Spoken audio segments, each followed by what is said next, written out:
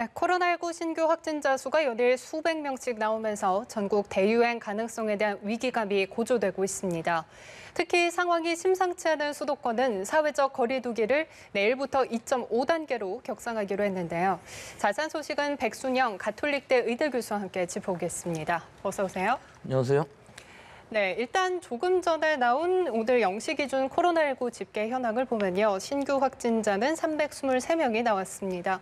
어제보다는 다소 감소한 수치지만 아직까지는 안심할 수 있는 단계라고 볼 수는 없는 거죠? 전혀 안심할 수 없는 숫자가 300명 이상이 계속 나오고 있고 이 숫자가 유지되면 굉장히 곤란할 텐데요. 예. 어저께 371명 이것도 사실은 좀 많이 줄어드는 숫자 있습니다. 예. 그 전날이 441명이니까요. 근데 양성률을 보면은 어제는 좀 떨어졌어요. 1.88%라는 건 이것도 굉장히 높은 숫자이긴 하지만 떨어진 건 사실인데 이때는 지금 태풍으로 인해서 오전 중에 선별진료소가 야외에 있는 것들은 다 문을 닫았었기 때문에 진단검사 수가 약 2,000건 정도 줄어들었었는데 지금 오늘 결과를 보면 진단검사 수는 비슷한데 환자 수는 줄어서 양성률도 줄은 것으로 보여서 어느 정도 희망적인 부분이 분명히 있기는 합니다. 이것이 만약에 우리가 16일부터 2단계로 갔고 19일부터는 완전한 2단계고 23일부터는 전국의 2단계가 실시가 됐거든요. 이 날짜별로 보면은 약 2주일 정도 지났어요. 일단 2단계를 시작한 것이. 그러면은 이 일주일 사이에 이 2주일 사이에 어느 정도 효과가 있었다는 것을 좀 나타나야 될 시기인데 지금까지 나타나지 않았었거든요. 어제 오늘 사이에 조금 줄어들 수 있다는 것은 다음 주 중에 폭발적으로 증가하지만 않고 어느 정도 감소 추세가 보일 수만 있다면은 지금 이 2.5단계 약 8일 동안 하겠다고 하는 이 단계가 그 이후에 이제 2주일간 즉 뭐 한 보름에서 한 일주일 사이에 효과가 나타날 수가 있기 때문에 뭐 제일 많이 나타나는 것은 5, 6일만 지나면 효과가 나타날 수도 있는 것이니까요. 이런 상황을 좀 지켜보면서 2.5단계를 유지하면서 조금 더 완화된 대로 갈 수 있으면 좋겠다는 희망적인 것 하나 하고 우리가 지금 이 시기에 거리두기라든지 개인적인 생활수칙, 방역수칙, 위생수칙 잘 지키지 못한다면은 뭐 2,000명, 3,000명 아니면 우리가 걷잡을 수 없는 통제가 불가능한 상황까지도 갈 수 있다는 이런 엄중한 시기입니다. 예, 아직 1, 2주 정도는 지켜봐야 하겠지만 그래도 감소 추세인 게 다행인 게 일부 전문가들 사이에서는 뭐 확진자 수가 최대 뭐 2,000명까지 늘어날 수 있다 이런 우려 섞인 목소리도 나오고 있는데 그럼 여기에 대해서는 아직은 1, 2주 정도는 좀 더 지켜봐야 한다라는 입장이신 그것이 거죠? 아니라 1, 2주를 지켜보는 것이 지금 상황은 벌써 2주 전부터의 누적된 상황이 지금 나타나는 것이고 이 전제가 지금 잘하지 않으면은 앞으로 2,000명뿐만 아니라 감당할 수 없는, 통제할 수 없는 숫자까지 갈 수 있다는 걸 나타나기 때문에 지금 잘해야 된다는 것과 벌써 2주일 사이에 조금은 잘한 것 같이 보이지 않나. 뭐 여러 가지 보면은 그렇지 않을 수도 있겠지만 즉 사람들의 거리두기 이동 상태들을 보면은 좀 어려운 부분도 있지만 지금 이 순간에 우리들이 밖에 나가지 않고 개인적인 만남 다 자제하고 사람 간의 접촉을 줄일 수 있다면은 우리가 이걸 지금 통제할 수 있지 않나 하는 좀 희망적인 기대를 가져봅니다. 예, 그래서 역학조사 방식도 다소 바꾸기로 했는데요. 개인별로 접근하던 방식에서 벗어나 이제 전수 검사하는 식으로 좀 바꾸기로 했는데 이렇게 되면 검사량은 다소 늘 수는 있지만 시간을 많이 줄일 수 있을 그렇죠. 것으로 검사량은 지금 상황에서 보면 최대한 많이 해야 될 것으로 봅니다. 우리가 지금 보통 한 2만 건 정도 할 수 있는데 이것을 더 선제적으로 해서 사실 증상 없는 사람들도 모두 다 검사 받게끔 해준다면은 많은 사람들이 무증상 없이도 또 우연히 발견되는 자기는 모르는 사이에 감염된 사람들도 발견할 수가 있기 때문에 지금 상황에서는 상당히 많이 넓히는 것이 좋고 전수조사 다 하는 것이 좋고 저는 여기에 덧붙여서 우리 국민들이 얼마나 노출되었느냐 하는 면역 진단에 의한 면역 노출 정도도 좀 주기적으로 계속 하면은 우리 사회에 있어서의 이 지역 사회에 있어서의 미확인 환자들의 비율이 얼마나 되는지를 알 수 있는 중요한 지표가 될 수 있기 때문에 이런 부분들도 앞으로는 좀 고려해봤으면 좋겠습니다. 예, 그리고 지금 우려스러운 점은 고령 확진자가 계속해서 많이 나오고 있다는 점입니다. 그렇다면 그만큼 중증 환자도 늘고 치사율도 높아질 수 있다는 거죠. 예, 그거는 제일 중요한 부분이 지금 300명 이상씩 나온다고 그러면은 또 고령자가 많다고 그러면은 적어도 5% 이상이 중증으로 가게 돼서 하루에 15명씩 나온다면은 이 병상이 특히 중환자실 병상이 감당할 수 없는 정도가 될 것이거든요. 그러니까 가능한 한 지금은 노인분들, 기저질환 있으신 분들은 외출 자체를 1, 2주 정도 하지 않으셔도 충분히 가능할 것으로 보이니까 지금은 자제해야 할 것으로 보이고요. 또 일반 시민들도 가능하면 접촉을 줄이는데 자기 식구들 또는 자기 친지들 중에서도 노인분들, 고령자분들하고는 만나지 않고 전화라든지 영상으로만 하는 이런 것을 해야 되는 시기라고 봅니다. 예, 그리고 더욱더 우려스러운 거는 광화문 집회 참가자들 중에서 아직까지 검사를 받지 않은 사람도 있고 거부하는 사람도 상당히 많다는 건데요. 그리고 증상이 있어도 계속 활동을 하고 심지어 동선을 숨기는 사례도 계속해서 나오고 있는 점이 굉장히 우려스러운 것 같아요. 우선 제일 먼저 8.15 집회가 지금 8월 15일인데 지금 오늘이 29일이니까 2주일이 벌써 지났거든요. 근데 그 3분의 2 정도의 사람들이 진단검사 자체를 안 받고 있는 상황이기 때문에 이미 골든타임은 다 지났고 N차 감염은 퍼져 있는 시기이기 때문에 만약 이때 아주 폭발적인 증가기 안에서 증폭이 일어났다면은 우리가 지금 그것을 막을 방법은 없는 것이죠. 결국은 그런 것들이 통계적으로 보이는 것이 감염을 알 수 없는 환자의 비율들이 계속 늘고 있거든요. 즉, 뭐 그전에는 5%를 목표를 했었는데 14%까지 올라가고 있었는데 이것들이 지금 14%가 아니라 서울 같은 경우는 40%까지도 가는 상황이기 때문에 지금 상황에서 이걸 통제는 할 수는 없지만 또 진단검사를 지금 아무리 받으라고 그래도 받지 않는 사람들을 어떻게 할 수도 없고 또 이것은 3단계로 올린다고 그래도 이 사람들이 진단검사 분명히 안 받을 것이 뻔하기 때문에요. 지금은 우리가 방역수칙을 잘 지키고 또 사람 간의 간격을 잘 지키고 마스크 잘 쓰고 이것을 하는 수밖에 없는 것이 우리 주변에 지금 일시적으로 좀 바이러스가 많이 늘어나 있는 상태로 본다면은 좀 공포심을 가져야 될 시기라고 봅니다.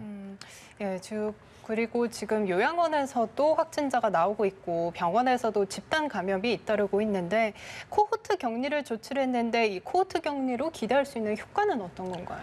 코호트 격리라는 의미는 요양병원 같은 경우에 각 병상에 누워 계신 분들이 움직일 수 없으신 분들도 많거든요. 근데 이걸 딴 데로 옮겨서 각각 격리하고 치료하고 증상을 2주일간 보려면은 즉 잠복 기간 2주일로 지금 격리 기간을 정해놓지 않았습니까?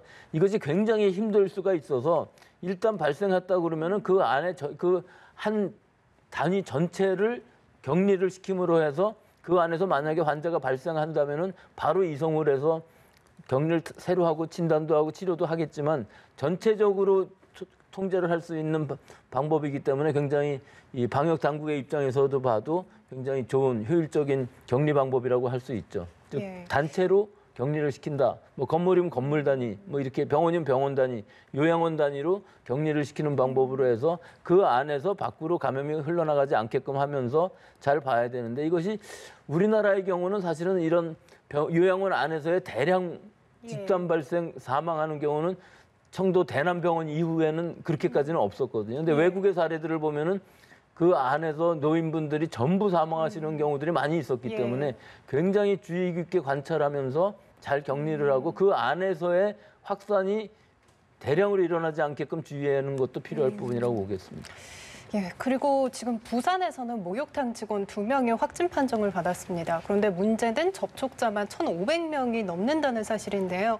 그런데 정확한 명단이 확보되지 않은 상황이라고 하더라고요.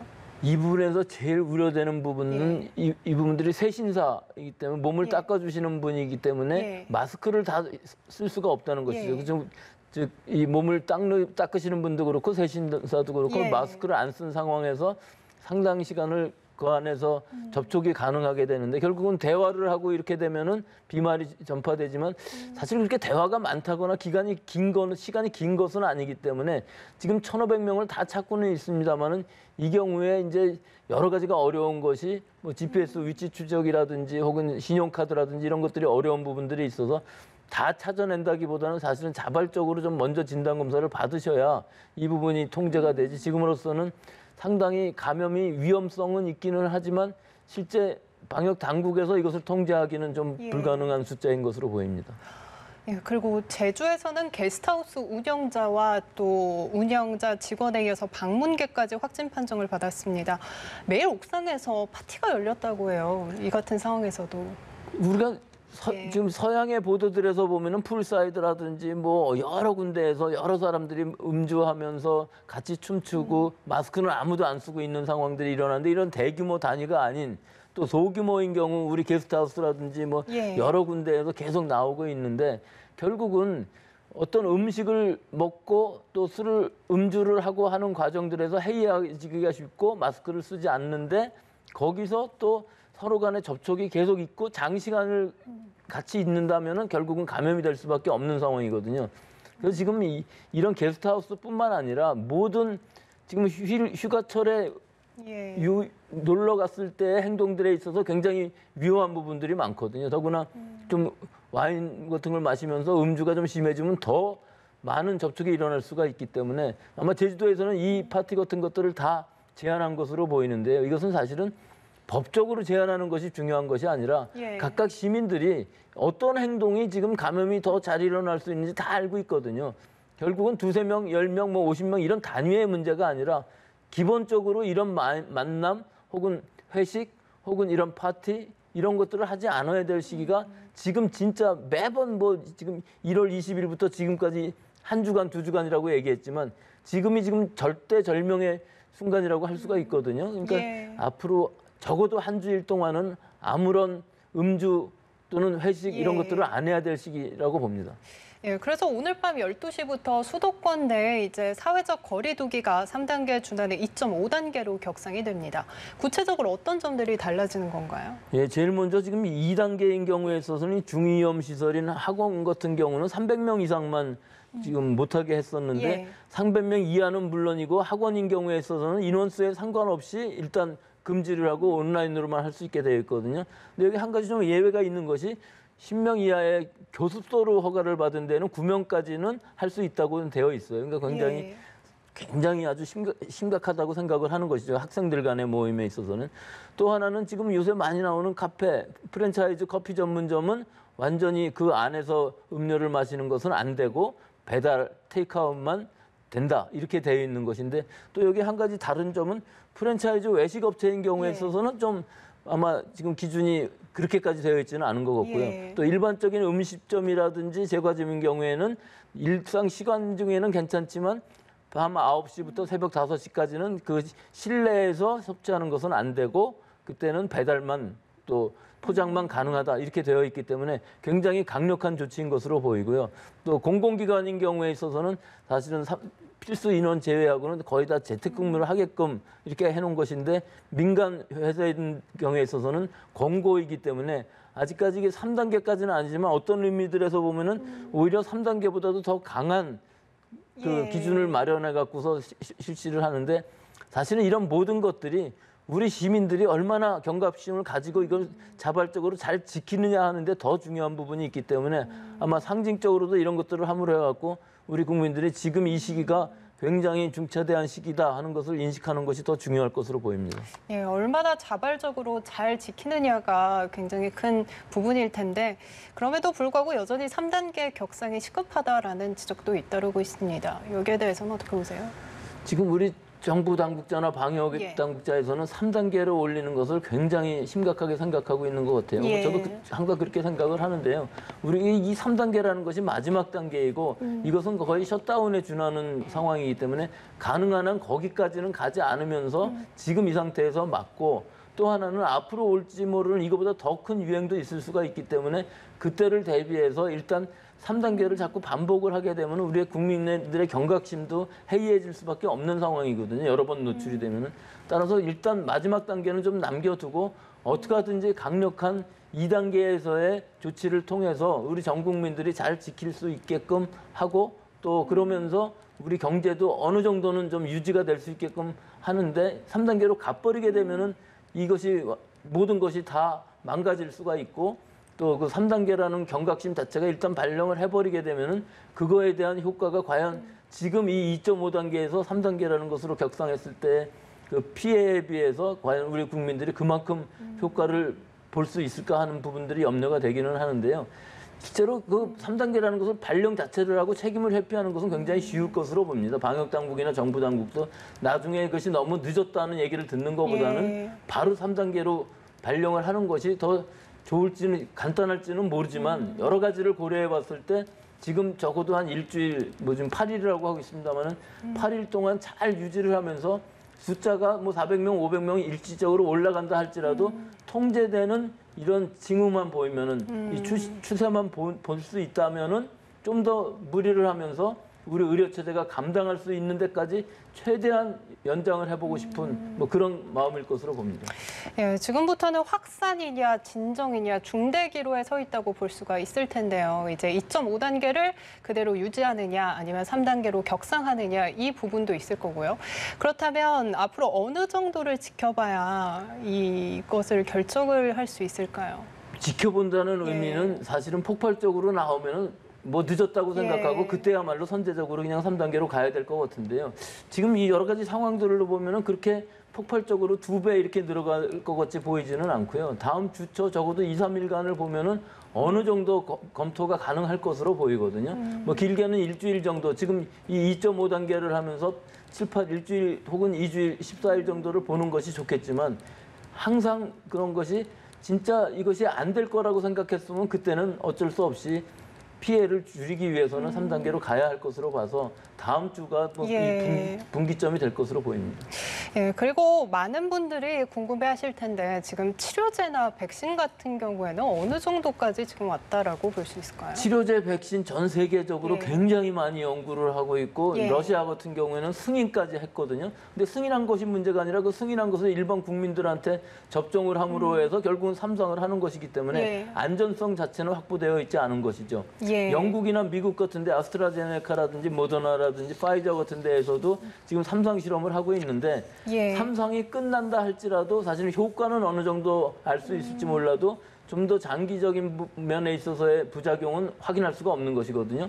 그래서 올해 연말 안으로 몇 개의 백신이 나온다 할지라도 그것들을 대량 생산해서 얼마나 많은 사람들이 그 접종을 받을 수 있느냐 하는 문제하고 아직도 안전성은 올해 연말 안으로는 확보되지 않을 것이다 하는 부분이 있기 때문에 우리나라의 입장에서는 그런 것들을 다 보면서 좀 더 천천히 도입을 할 수가 있는 부분들이 있고요. 또 한 가지는 그 일부는 분명히 우리가 필요한 부분만큼 즉 예. 응급하게 써야 되는 백신이라는 의미는 우리 의료진이라든지 이런 분들은 먼저 좀 부작용을 감수하고서라도 아주 젊고 자기가 자발적으로 맞을 수 있다고 생각을 하면은 미리 도입을 할 수 있다면은 물량을 확보할 수 있다면은 부작용에도 불구하고 먼저 쓸 수 있는 응급 백신 정도는 연말 안으로 좀 우리도 가질 수 있는 그런 무기가 있었으면 좋겠습니다. 예, 오늘 말씀 여기까지 듣겠습니다. 내일부터 사회적 거리 두기를 2.5단계로 격상하기로 했는데요. 국민들께서도 자발적으로 잘 지켜주시면 좋을 것 같습니다. 지금까지 백순영 가톨릭대 의대 교수와 함께 짚어봤습니다. 고맙습니다.